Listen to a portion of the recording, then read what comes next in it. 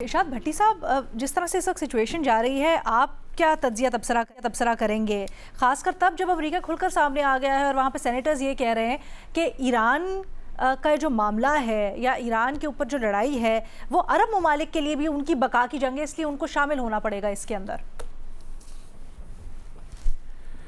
पहली बात madam Sheikh Trump साहब की आपने बात की कि उन्होंने एक लम्हे में बात की कि जंग ख़त्म होने वाली है या ख़त्म कर दूंगा और फिर अगले ही लम्हे धमकी दे दी। तो ट्रंप साहब के बयानात पर क्या बात करनी मैडम शेख, अपनी कही बात से मुकर जाते हैं, अपनी बात के उल्ट बात कर जाते हैं, अपनी बात से फिर जाते हैं। 6000 सोशल मीडिया के बयानात, बातें, दावे ऐसे हैं उनके जो पूरे ना किए, जिनसे फिर गए या जो वादे ही रहे। दूसरी बात मैडम शेख कि अमेरिका और इसराइल इस वक्त फंस गए हैं दोनों। ट्रंप साहब का मिड टर्म इलेक्शन अगर ग्राउंड रियलिटीज़ की बात करें वो ऑन स्टेक है, उनकी सियासत और नेतन्याहू का पूरा सियासी कैरियर, और क्योंकि यही ज़बान समझते हैं कि और यही इन जीत के इन्होंने ईरान को तबाह बर्बाद करके तो ये प्लेट में रख के अपनी सियासत और अपना मिड टर्म इलेक्शन जीतना था, और मुआशी नुकसान अलग है। और ये क्यों है? क्योंकि जंग का कोई वाज़े प्लान नहीं था इनके पास। आयतुल्लाह खामनाई को शहीद करना इनकी गलती थी, भारी पड़ गया। ईरानी मज़ाहमत की तवक्को नहीं थी, ज़ेन में वेनेज़ुएला प्लान था। धमकियों के बावजूद और ऐन जंग के दौरान मुज्तबा खामनाई साहब का सुप्रीम लीडर बनना इनके हौसले पस्त कर गया, और ये जंग आलमी बुरान में बदल जाएगी ट्रंप एंड हमनवाओं के वहम व गुमान में नहीं था, और ख़ुद इत्मादी मार गई। और सबसे अहम बात जो है, शानदार, बेमिसाल और तारीख साज ईरानी मज़ाहमत। और जैसा मैंने कहा, ट्रंप का मिड टर्म इलेक्शन और उनका मुआशी नुकसान और उनकी सियासत और नेतन्याहू की सियासत और उनका अंदरूनी जो अपने करप्शन मुकदमे अब वो सारे, और एप्स्टीन फाइल्स और बाकी स्कैंडल्स, ये अब सारे खुलकर सामने आएंगे आहिस्ता आहिस्ता। मैडम शेख, यूरोप यानी आबनाए हुरमज़ की बंदिश हो या ये जंग हो, यूरोप में गैस की कीमतें आसमान पर हैं। अमेरिका इसराइल अरबों डॉलर का रोज़ाना नुकसान हो रहा है। खलीजी ममालिक सब कुछ ठप पड़ा है। जो इंजन है पूरी दुनिया का, ये मशरिक़ वुस्ता, वो सब कुछ ठप पड़ा है।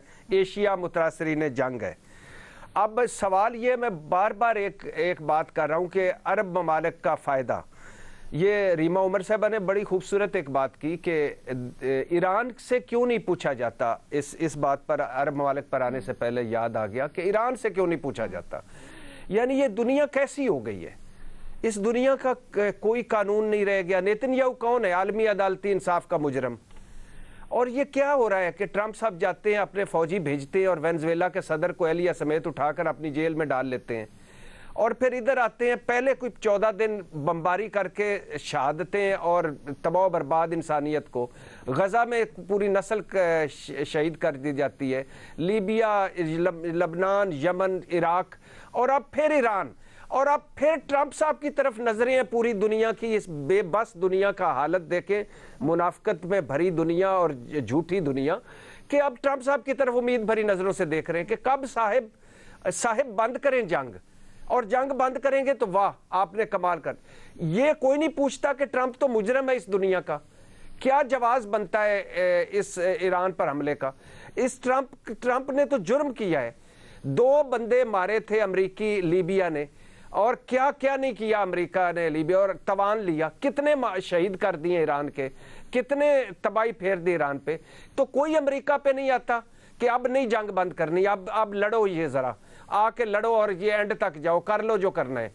कोई नहीं कर सकता। ठीक है। और फिर दूसरी बात मैं जो शुरू से कहता हूं मैडम शेख, सिर्फ एक मिनट मैडम शेख, खरबों डॉलर की सरमायाकारी के वादे कर रखे हैं अरब ममालिक ने। ठीक है।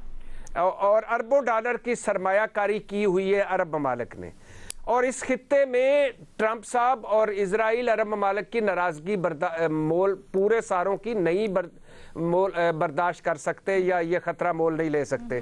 और अमेरिका के अंदर अरब ममालिक का बहुत असर रसूख है, और इसराइल का मफाद इसमें है कि ये अरब ममालिक दूसरी तरफ ना खड़े हों, हमारा इब्राहिम कार्ड और हमारा सारा कोई ख़तरे में पड़ जाएगा। अरब ममालिक का फ़ायदा क्या है कि जंग से दूर रहें और जंग ख़त्म करें। जब इतना सारा है तो अक़वाम मुत्तहिदा का सरेंडर तो हो गया, चीन का हो गया, रूस का हो गया, ये सारे तो बस सफारती और मुज़म्मती बयानात। अरब ममालिक को इकट्ठा होना चाहिए और ईरान के साथ खड़ा होना चाहिए, और ईरान के साथ खड़ा होकर पहले करे सफारती कोशिशें जैसे की थोड़ी बहुत। मैं सोहेल वड़ैच साहब की मुस्लिम उम्मा से खुशगमानियों पर और खुशफहमियों पर बहुत प्यार आ रहा था। सोहेल वड़ैच साहब की ऐसी बात नहीं है सर, एक आध मुल्क या दो मुल्कों की बात होगी, ऐसी बात नहीं है। ईरान से किसी को प्यार नहीं था, ये आलमी बहरान बना है, गैस तेल उधर हुआ है, अपने कारोबार ठप हुए हैं, तो मुस्लिम उम्मा को भी पसीने आए हुए हैं दांतों पर।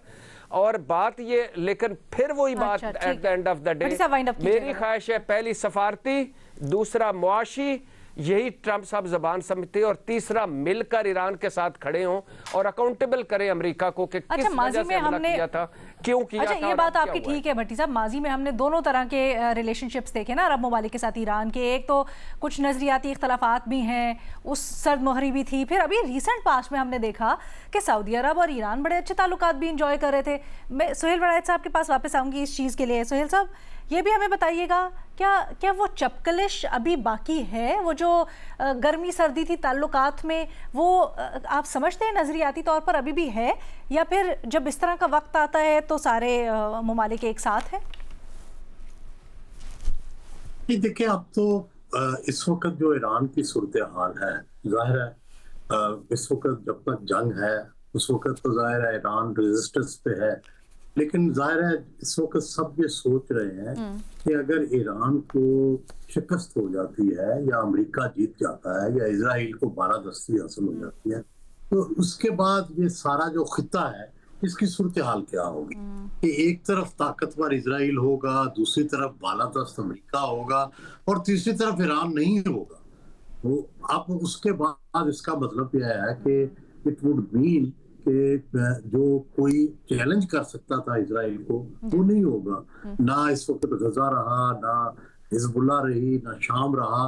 तो उसके बाद इसका मतलब ये है कि जो भी अगली स्टेज है उसमें फिर मुस्लिम ममालिक जो हैं, चाहे वो सऊदी अरब को शाद भट्टी साहब मुझे तंजिया तौर पर जो भी कहें, लेकिन सच ये है कि इस वक्त सऊदी अरब की तरफ ही देखना पड़ेगा। उसकी वजह यह है कि जो अगला सिनेरियो नजर आ रहा है जिसमें कि ईरान और सऊदीया की कशमकश थी, और उसमें ईरान अगर कमजोर पड़ जाता है तो फिर इजराइल के मुकाबले में बाकी जो ममालिक हैं, जॉर्डन है, इजिप्ट है, जो है यूएई है, तो ये तीनों ममालिक से वो तवक्को नहीं है जो सऊदी अरब से तवक्को आता है। एक तो खादिमुल हरमैन है, दूसरा वो हमेशा इस्लामिक विशेष को भी करते हैं और कोशिश करते हैं कि इस तरह का वो तासुर ना दे।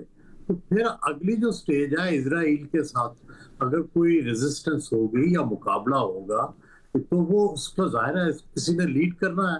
तो पाकिस्तान और सऊदी अरब जो है इनका डिफेंस पैक्ट भी है, और जाहिर है ना पाकिस्तान ने अभी तक सऊदी अरब इसको इजराइल को तस्लीम किया है और ना सऊदी अरब ने तस्लीम किया। तो मुझे नया जो सिनेरियो उभरता नजर आ रहा है उसमें इनका रोल अहम होगा, क्योंकि आपको पता है मिस्र ने तस्लीम किया हुआ है, जॉर्डन ने तस्लीम किया हुआ है, यूएई ने तस्लीम किया हुआ है, और उनके रवाबती और तरह के हैं इजराइल के साथ। तो ये सिर्फ दो नुमाया मुल्क रह गए हैं जो कि खड़े रहेंगे या नहीं, ये भी एक सवाल है। सर, बराह रास्त वैसे आपको लगता है कि सऊदी अरब और इसराइल आपस में एक दूसरे को चैलेंज करते हैं, कि जिस तरह से ईरान के साथ इसराइल की लगती थी उस तरह से सऊदी अरब की भी लगेगी?